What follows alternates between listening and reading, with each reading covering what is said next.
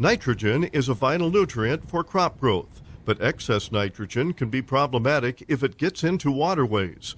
Farmers across Minnesota are participating in voluntary training from the University of Minnesota called Nitrogen Smart, an educational program that presents fundamentals for maximizing economic return on nitrogen investments while minimizing nitrogen losses. Getting real specific as far as how wet and the soil temperature and the air temperature and the timing of application, and then starting to be able to predict the fate of the nitrogen we apply. It really helps us zero in on the absolute best practice and from one place to the next, from one year to the next, and so forth. And so that's really kind of the overarching purpose of this. With fertilizer prices skyrocketing and some supplies limited, farmers have another reason to use best management practices with their nitrogen fertilizer.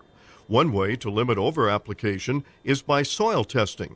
Extension educator Brad Carlson says last year's drought may mean more nutrients are left in the soil.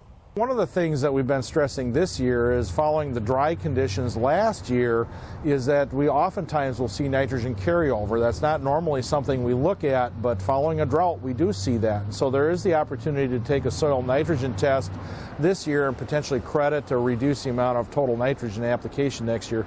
A lot of interest in that given what the price of nitrogen is right now.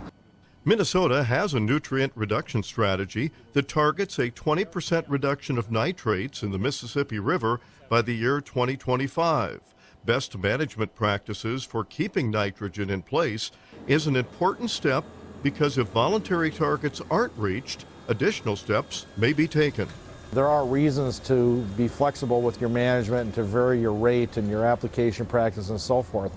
But you should be having those reasons. You shouldn't just simply be doing it because I'm risk averse or because I can't stand to leave a couple bushels on the table. There should be reasons, and ultimately if we don't start seeing some of the nitrate levels coming down in surface water, regulation is going to come upon us and we're going to actually lose that flexibility. This is Lynn Ketelsen reporting.